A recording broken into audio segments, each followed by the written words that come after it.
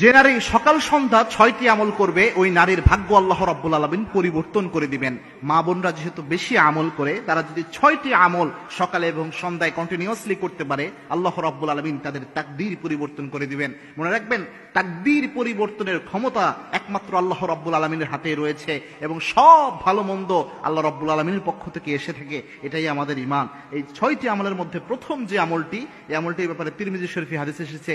তিরমিজি শরীফের 3399 নম্বর হাদিস, আল্লাহর হাবিব সাল্লাল্লাহু আলাইহি ওয়াসাল্লাম জানিয়েছেন, কোন ব্যক্তি যদি সকাল সন্ধ্যায় 3 বার পড়তে পারে, রাদিতু বিল্লাহি রাব্বাও ওয়া বিল ইসলামি দীনাও ওয়া বি মুহাম্মাদিন সাল্লাল্লাহু আলাইহি ওয়াসাল্লাম নাবিয়্যা ওয়া রাসূলা, এটা যদি কোনো ব্যক্তি সকাল সন্ধ্যা পড়তে পারে, আল্লাহর হাবিব সাল্লাল্লাহু আলাইহি ওয়াসাল্লাম জানিয়েছেন ওই ব্যক্তির জন্য জান্নাত ওয়াজিব হয়ে যায়। মুসলিম শরীফের 1884 নম্বর হাদিসে তার জান্নাত ওয়াজিব হওয়ার ব্যাপারে আল্লাহর হাবিব সাল্লাল্লাহু আলাইহি ওয়াসাল্লাম সুসংবাদ দিয়েছেন।